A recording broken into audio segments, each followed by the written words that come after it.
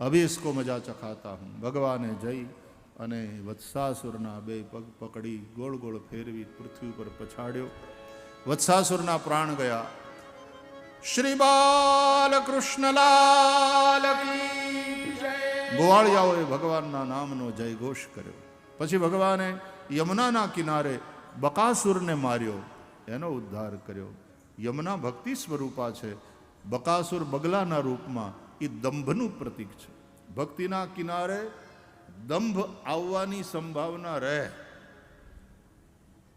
આના ઉપર બહુ વિસ્તારથી આચાર્યોએ સમજાવ્યું છે. એ બધું જોવાનો અત્યારે સમય નથી કે આ બકાસુર દંભનું પ્રતીક કેમ છે. ભગવાને એની બંને ચાંચ દ્વારા એને ચીરી નાખ્યો. એની બંને ચાંચ એટલે લોભ અને અસત્ય. લોભ પાપનો બાપ, અસત્ય એક મહાપાપ.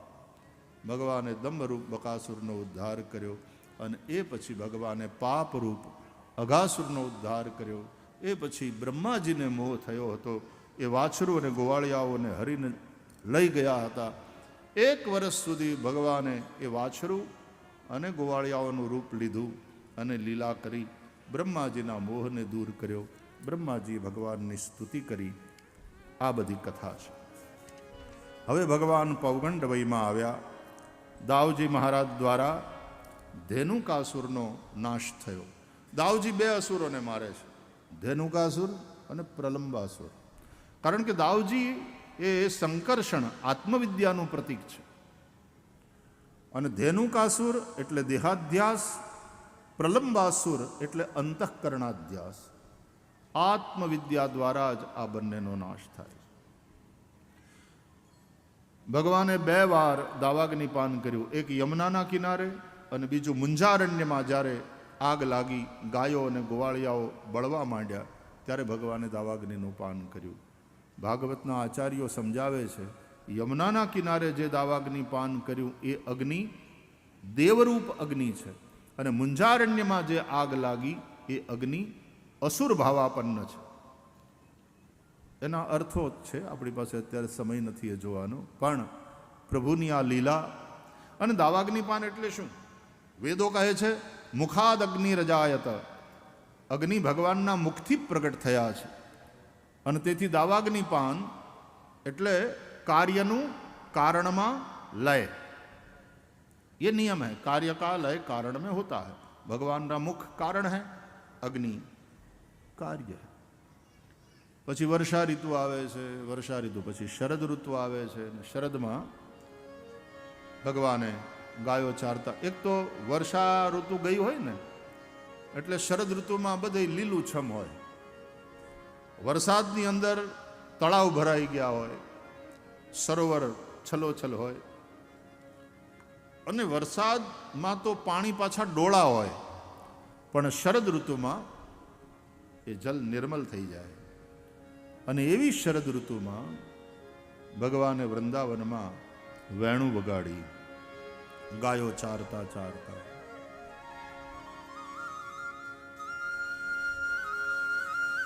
એ વેણુ સ્વર સંગીત गोपियों काने. देखो दूर श्रवण और दूर दर्शन, ये दोनों सिद्धि प्रेमी को सहज रूप से प्राप्त हो जाती है.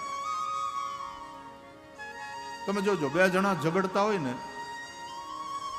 2 જણા બાંધતા હોય, પતિ પત્ની અથવા તો 2 પાડોશી કે 2 ભાઈઓ કે દેરાણી જેઠાણી બાંધતા હોય ને, ત્યારે એટલા ઊંચે ઊંચેથી બોલે, રાડ્યું પાડી પાડીને બોલે. અને મજાની વાત એ કે આટલા રાડ્યું પાડી પાડીને બોલે તોય કોઈ કોઈને સાંભળે નહીં.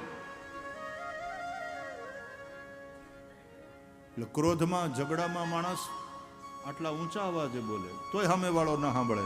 અને પ્રેમમાં હાવ ગુસપુસ કરતા હોય એકબીજાના કાનમાં, અને તોય સંભળાઈ જાય. બોલો, તોય સામેવાળો બધું સમજે. અને ક્યારેક તો કઈ ન કહેવાનું હોય તોય સામેવાળો સમજી જાય. आने पूछे क्या कहा, तुमने कुछ कहा? बोले नहीं तो. अच्छा, मैंने सोचा तुमने कुछ कहा. आ प्रेम.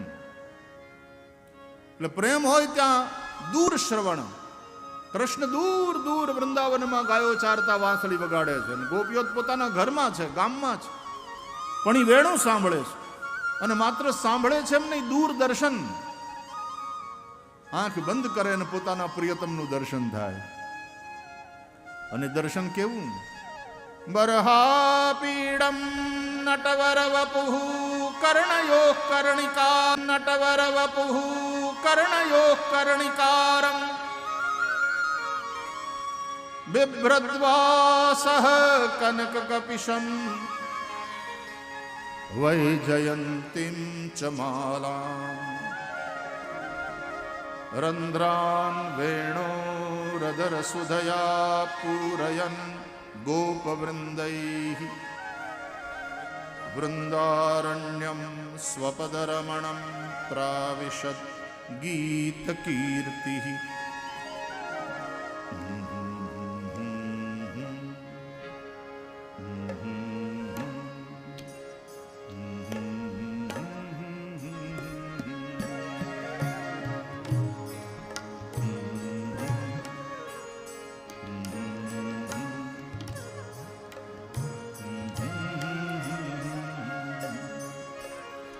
બરહાપીડમ નટવર વપુઃ.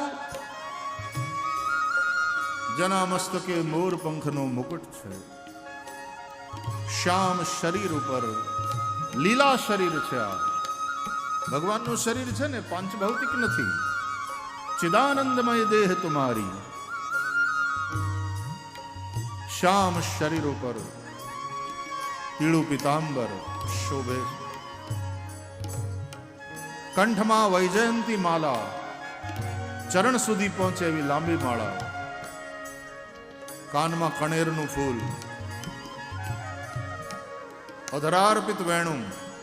વેણુના છિદ્રોને કોમલ કરાંગલીઓથી આચ્છાદિત કરી વેણું વગાડતા શ્રી કૃષ્ણનું કીર્તિ ગાયન કરે છે. આજુબાજુ ઉભેલા ગ્વાલ સખાઓ આ દર્શન કરી, આ વેણુનાદને સાંભળી ગોપીઓએ જે ગીત ગાયું એનું નામ વેણુ ગીત. થોડા શ્લોકોનું ગાયન કરીએ. ગોપ્યૌચુઃ અક્ષણવતાં ફલમિદં ન પરમ વિદામઃ સખ્યઃ પશૂનં વિવેશયતોર્વયસ્યૈઃ વક્त्रं વ્રજેશ સુતયોરનુવેણુજુષ્ટં યૈર્વા નિપીતમનુરક્ત કટાક્ષમોક્ષમ.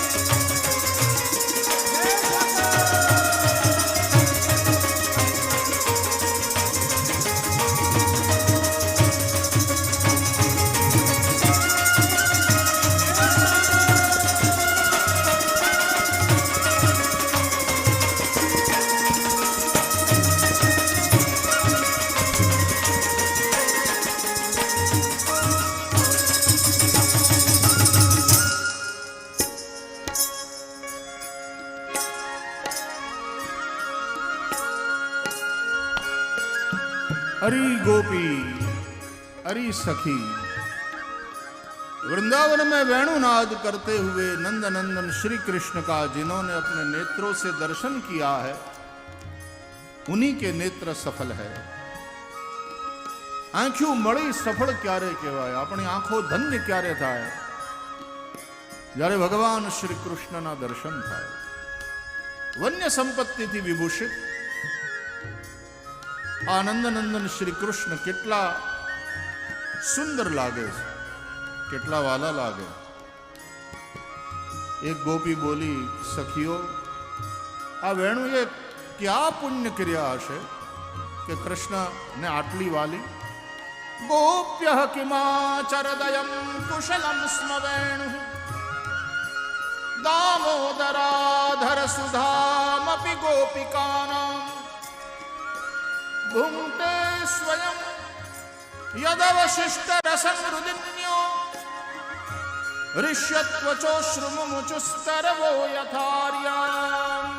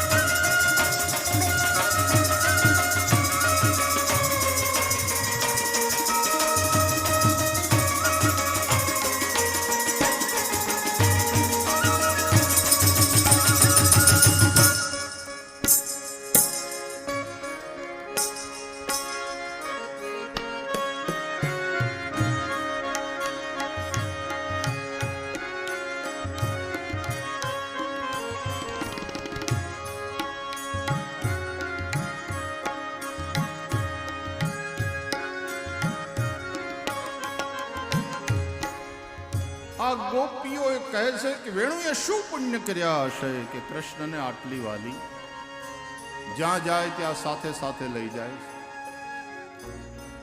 બહુ પ્રસન્ન થાય ત્યારે એને અધરે લગાડી અધર સુધાનું પાન કરાવે.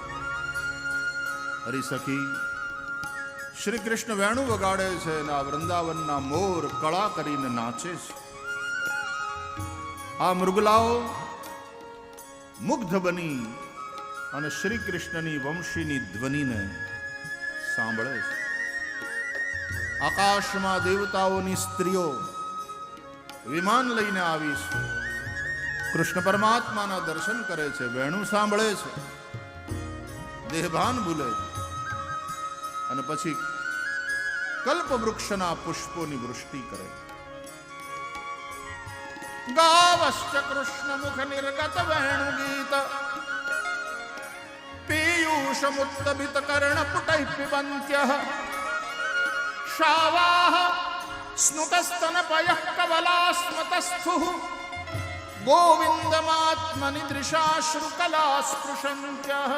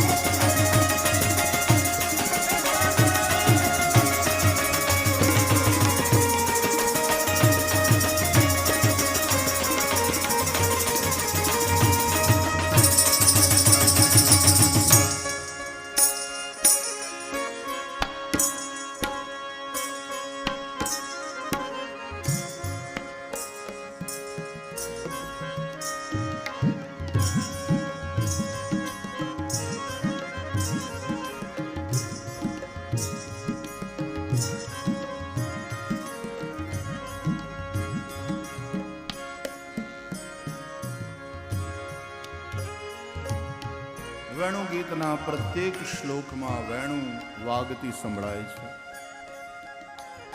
એવં વિદા ભગવતો યા વૃંદાવનચારિણઃ વર્ણયંત્યો મિથો ગોપ્યઃ ક્રીડાસ્તન્મયતામ યયોઃ. ગાતી ગાતી ગોપીઓ ચિન્મયમાં તન્મય થઈ. આનું નામ ધ્યાન. સુરથી પણ સમાધિ લાગે વાલા. નાદ બ્રહ્મ, સંગીતમાં પણ એક શક્તિ છે. ભગવાન વેણુનાદ કરે છે અને કુરુક્ષેત્રમાં શંખનાદ કરે.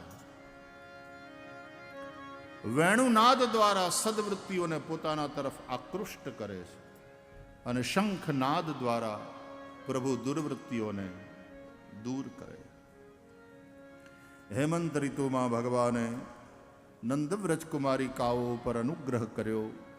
ચીરહરણની લીલા દ્વારા ભગવાને વાસનાના વસ્ત્ર ખેંચી અને એ નંદવ્રજ કુમારિકાઓના प्रेम ने भाव ने विशुद्ध. देखो वासना और प्रेम में बहुत कम अंतर है. डोळું પાણી અને નિર્મળ જળ એમાં જેટલો ફેર છે ને એટલો ફેર છે વાસના અને પ્રેમમાં.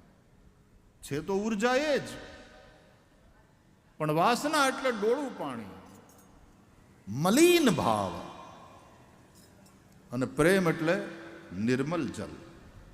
મોટા ભાગના રોગ પોલ્યુટેડ વોટરથી થાય. એમ ભાવના બગડે ને એટલે માણસનો વ્યવહાર બગડે. સમાજમાં અનેક પ્રકારની ઉપાધિઓ, સમસ્યાઓ ઊભી થાય. માણસનું મન નિર્મળ, માણસનો ભાવ નિર્મળ, તો એનો વ્યવહાર પણ સાચો. ભગવાને વાસનાના વસ્ત્રો હરિ અને ગોપીઓના પ્રેમને વિશુદ્ધ કર્યો. પછી ભગવાને બ્રાહ્મણ પત્નીઓ પર અનુગ્રહ કર્યો. પછી ભગવાને ઇન્દ્રના ગર્વને ઉતારવા માટે એના યજ્ઞનો ભંગ કરાવી વ્રજવાસીઓને નવા પ્રકારના 3 યજ્ઞ, ગોવર્ધનનો યજ્ઞ, ગાયોનો યજ્ઞ અને બ્રાહ્મણોનો યજ્ઞ, એના તરફ વાળ્યા. ગોવર્ધનનો યજ્ઞ એટલે પ્રકૃતિની પૂજા, અને પ્રકૃતિની પૂજામાં જ પર્યાવરણની સુરક્ષા નિહિત છે. આજે વિશ્વ જળ દિવસ છે, इंटरनेशनल वाटर डे. जल ही जीवन है, जल है तो कल है. મને બાવળિયાળીમાં આ ગમ્યું કે આટલા નનકુડા એવા બાવળિયાળીમાં આજુબાજુ 2-3 આમ તળાવ છે, એટલે પાણીનો તમે સંગ્રહ કરો છો. એ પ્રાઇવેટ છે બાપુ કે આમ હવે પોતપોતાની રીતે બનાવ્યા? સરકારી જમીનમાં છે? કેવી રીતનું? પ્રાઇવેટ છે. વાહ, એ બહુ સારું. બંગાળમાં તો ઘરે ઘરે તળાવ હોય છે, પણ એટલા માટે પાછા માછલા એમાં ઉછરે ને, એ ઘરની ખેતી થાય, કારણ કે એને તો એ ખાવાનું હોય, એનો સ્વાભાવિક ખોરાક છે બંગાળીઓનો. મચ્છી, જોલવાળી મચ્છી, જોલ એટલે રસો, અને ભાત એનો સ્વાભાવિક ખોરાક છે. એટલે પુકુર, નાનકડું એવું પોન્ડ દરેક ઘરની બહાર હોય. પણ આપણે આ રીતે જો જલ સંગ્રહ કરીએ, કુવા રિચાર્જ કરીએ, વોટર હાર્વેસ્ટિંગ એ અત્યારની જરૂરિયાત છે. ભગવાને ગોવર્ધન પૂજા દ્વારા પ્રકૃતિની પૂજા કરાવી. માનનીય વડાપ્રધાન શ્રી આપણને સંબોધન કર્યું ને વિડીયો દ્વારા, જે મેસેજ આપ્યો એમાં એક મેસેજ એ હતો કે ઝાડવા વાવો. વૈષ્ણવો જમનાજીને ઓલો ચુંદરી મનોરથ કરે ઘણા. એમાં ચુંદરી મનોરથ જેમ જમનાજીનો થાય, એમાં ઘણા વૈષ્ણવ આચાર્યોનો વિરોધ પણ છે કે ચુંદરી મનોરથ નહીં, એ ચુંદરી શબ્દ એક भावात्मक જે વાત છે આચાર્ય મહાપુરુષોની, આપસ में શાસ્ત્રાર્થ ઉનકા હોતા है. પણ વૈષ્ણવો ચુંદરી મનોરથ કરતા હોય છે જમનાજીનો. એમ જમના મૈયા છે ને, એમાં ધરતી મૈયા છે. આ ઝાડવા વાવવા એ ધરતી માતાનો ચુંદરી મનોરથ છે કે ઝાડવા વાવી, વૃક્ષ વાવી, હરિયાળી કરી અને તમે ધરતી માતાને શણગાર કરો, આ વસ્ત્ર પહેરાવો. ઝાડવા છે ને એ વરસાદ માટેની નિમંત્રણ પત્રિકા છે. એના દ્વારા વરસાદને ઇન્વિટેશન આપીએ છીએ આપણે. ઝાડવા રૂપ કંકોત્રી લખશો ને ઘણી બધી, તો મેઘરાજા આવશે. રાજા કાંઈ તમે એકવાર ફોન કરો ને હાજર થઈ જાય એવું ન થાય. રાજા રાજા હોય છે. રાષ્ટ્રપતિને છાશ કેન્દ્રના ઉદ્ઘાટન હાટું ન બોલાવાય. એમાં સરપંચ હાલે અને સરપંચે રાજી થાય કે મારે હાથે ક્યાંક કરાયું. રાષ્ટ્રપતિને બોલાવવા હોય તો એટલા કોઈ મોટા પ્રોજેક્ટ હોવા જોઈએ, વડાપ્રધાનને નોતરવા હોય તો એવા મહત્વના પ્રસંગ હોવા જોઈએ. આ તમે 75,000 દીકરીઓ બહેનો જે હુડારાસ રમ્યો, તો માનનીય વડાપ્રધાને પણ સંબોધન કર્યું રાજી થઈને. મહત્વના પ્રસંગ હોય, એવા ઇવેન્ટ હોય તો મેઘરાજા કહેવાય ને. રાજા તો એક મેઘરાજા ઓર રાજા કાયકા, મેઘરાજા છે અને એના માટે તો બહુ ફોલોઅપ કરવું પડે, એને નોતરા આપવા પડે. રાજા એમને ના આવે, એ મેઘરાજા છે. જેટલા ઝાડવા વાવશો એટલી તમે મેઘરાજાને નિમંત્રણ પત્રિકા લખી છે એમ કહેવાય. તો પછી મેઘરાજા રાજી થઈ અને કૃપાવૃષ્ટિ કરે અને તો ધરતી હરિયાળી, તો માગ્યા મેઘ વરસે, તો ધન ધાન્ય અન્નમ ચનો બહુ ભવેત. એ જે આપણે માગીએ છીએ આશીર્વાદ કે અમારે ખૂબ અન્ન પાકે, વરહોળાની થાય દર વખતે, ધન ધાન્ય સમૃદ્ધિ રસ્તુ. એટલા માટે ઝાડવા વાવો. બાપુ કંઈક એવું થાય કે નહીં રામ બાપુ, કે આપણે આ પુનઃ પ્રતિષ્ઠા મહોત્સવ અને કેવો અદ્ભુત ઉત્સવ થયો આટલા દિવસનો, અદ્ભુત. કેટલાય રેકોર્ડ. ગઈકાલે એવડી મોટી વાહળી, મને એમ થયું કે આ હું આવ્યું, આટલા બધા ઉપાડીને. જેમ ઓલા જનક રાજાના દરબારમાં શિવ ધનુષ લાવ્યા હતા ને ઘણા બધા લોકો ઉપાડીને, એમ આટલા બધા લોકો ઉપાડી અને વાહળી લઈ આવ્યા. આમ લાગ્યું તો ખરું એને, તમે જે રીતે હણગારી હતી મોર પીંછના અંતે લગાડીને, કે આ લાગે ક્યાંક વેણું જેવું. આવડી મોટી, કેટલા ફૂટની વાંસળી હતી? 22 ફૂટ, 22 ફૂટ પોલી હતી કે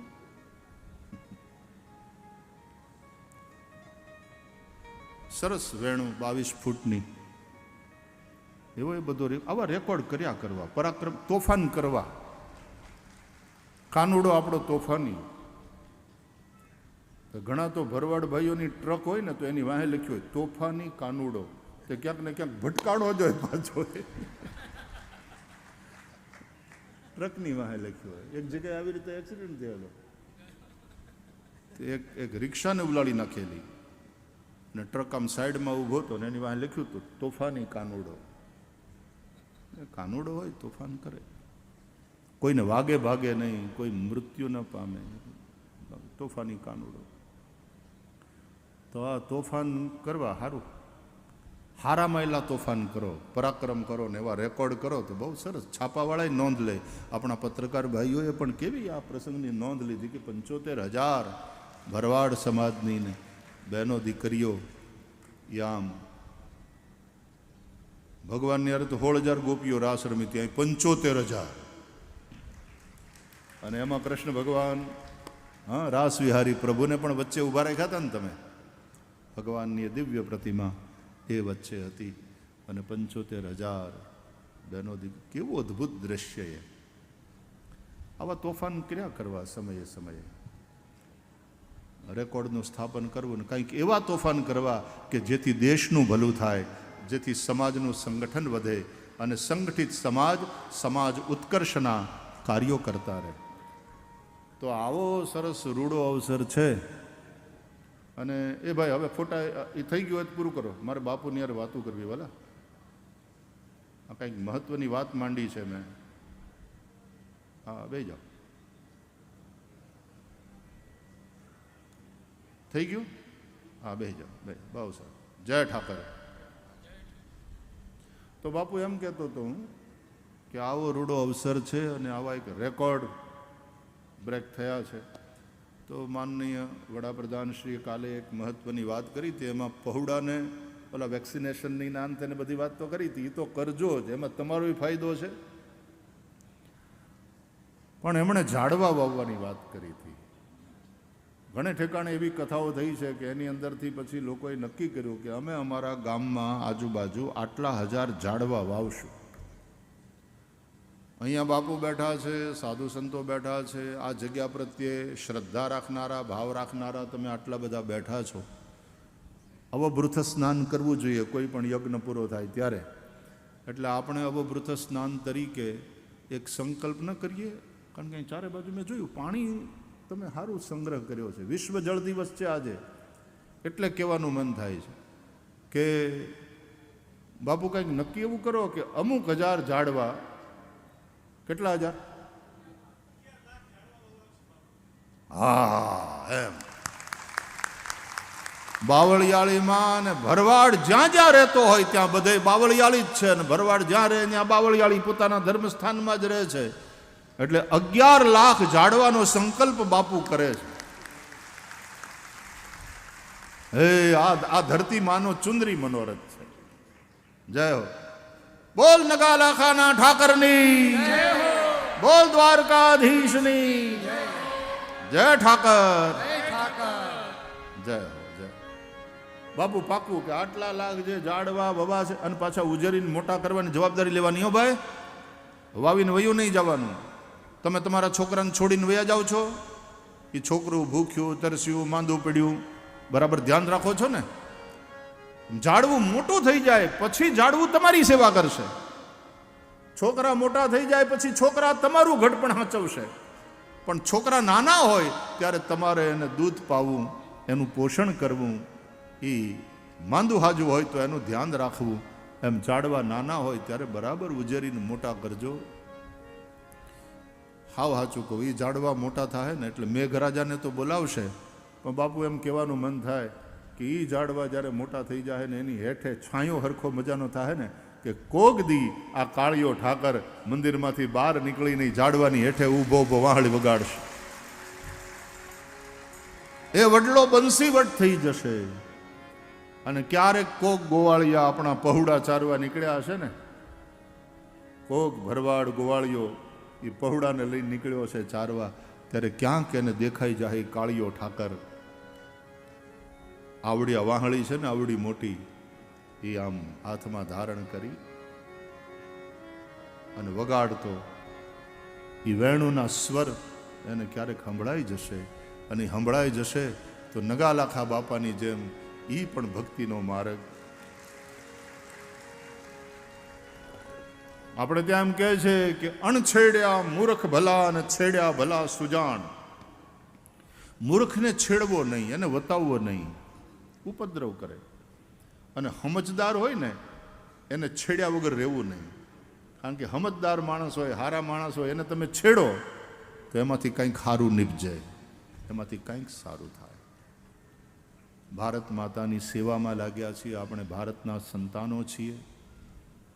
દરેક પાર્ટીના લોકો, દરેક પાર્ટીના નેતાઓ, દરેક પાર્ટીના વડવાઓ, દરેક રાજ્ય સરકારો, કેન્દ્ર સરકારમાં બેઠેલા, વિરોધ પક્ષમાં બેઠેલા, હવ પોતપોતાની રીતે પોતપોતાને જે ડ્યુટી જનતાએ સોંપી છે એ પ્રમાણે પોતપોતાનું કામ કરનારા, પણ રાષ્ટ્ર સર્વોપરી, નેશન ફર્સ્ટ, આ પોલિસીને લઈ અને આપણે સૌ પોતે સમૃદ્ધ થઈએ, સમાજનો ઉત્કર્ષ કરીએ અને આપણા રાષ્ટ્રને મજબૂત કરીએ.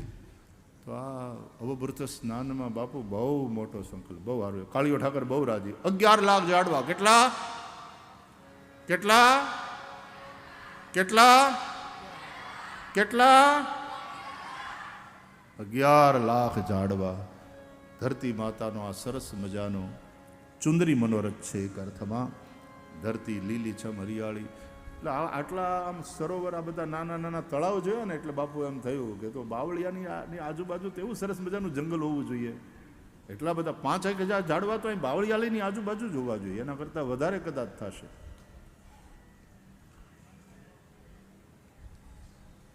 મહાવીરસિંહજી અને બધાએ જ્યાં જ્યાં હું કાલે ગયો હતો ત્યાં દરેકની પાસે આમ નાના નાના તળાવ છે.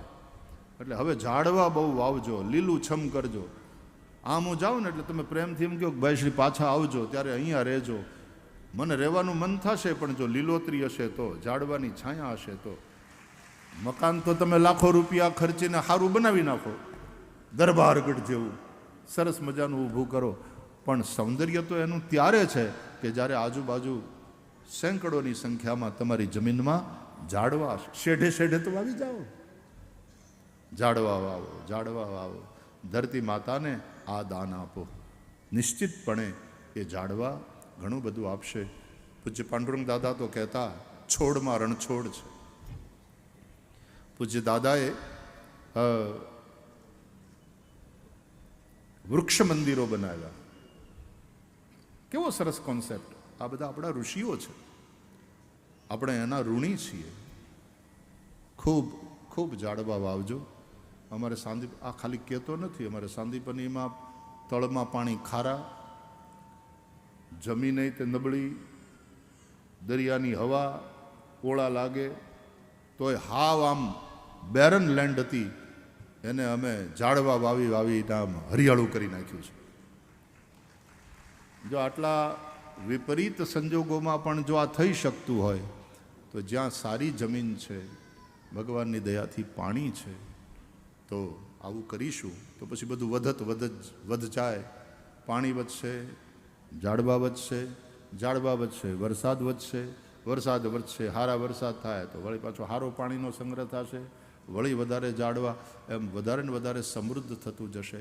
આપણી રાષ્ટ્રીય વન નીતિ અનુસાર, હું કદાચ ખોટો હોઉં તો મને સુધારજો, પણ મને જ્યાં સુધી ખબર છે ત્યાં સુધી આપણી રાષ્ટ્રીય વન નીતિ અનુસાર કોઈ પણ રાજ્યની ટોટલ જમીનમાં 33% જંગલ હોવું જોઈએ, વન હોવું જોઈએ. 33%.